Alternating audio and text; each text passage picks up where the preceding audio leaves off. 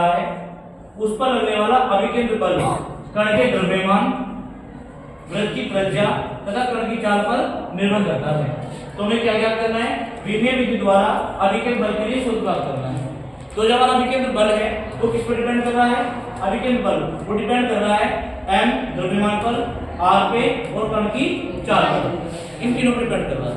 हम क्या करेंगे, मान लेंगे, माना F इक्वल टू यहाँ पर K लिख लेंगे, K कांस्टेंट होता है, M R V, इसकी पावर A मान लिया, इसकी पावर D और इसकी पावर C, ये हो गया आपके इक्वेशन नंबर 5। समझ आ रहा है? अब क्या करेंगे, दोनों पक्षों को विभा लिखेंगे। तो taking the dimension of both side, दोनों पक्षों की विभा लेंगे। तो दोनों पक्षों की विभा लेंगे तो बल की विभा होती है M L T minus 2 equal to K constant है, कांस्टेंट कोई विभा नहीं होती। M द्रव्यमान है, द्रव्यमान की द्रव्यमान होगी M A, और दूरी है, दूरी की हो जाएगी आपकी L, L की पावर B, और वेग, वेग कितना हो जाएगा L T माइनस 1 की पावर C।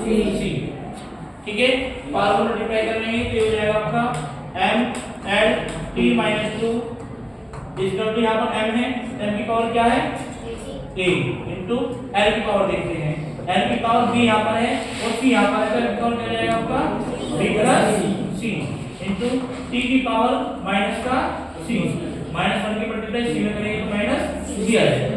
अब पावर को कंपेयर करेंगे, ठीक है, दोनों तरफ पावर क्या करेंगे, कंपेयर करेंगे। यहाँ पर T की पावर कितना है माइनस C, और यहाँ पर T की पावर कितना है माइनस 2, तो माइनस C इसको हो जाएगा माइनस का 2, और माइनस से माइनस खत्म, C क्या आ गया आपका 2 आ गया। कोई प्रॉब्लम नहीं आता। M की पावर कितना है, M की पावर A बराबर, यहाँ पर M की पावर क्या माना जाता है 1, तो इसका तो आ गया 1। अब M की पावर है हमारा B प्लस C इसका टू L की पावर यहाँ पर 1 है। अब देखिए C का वैल्यू कितना है 2 आया है, तो ये आएगा आपका B प्लस का 2 इसका टू 1, या फिर B इसका टू 1 माइनस के 2, या B इसका हो जाएगा आपका माइनस 1।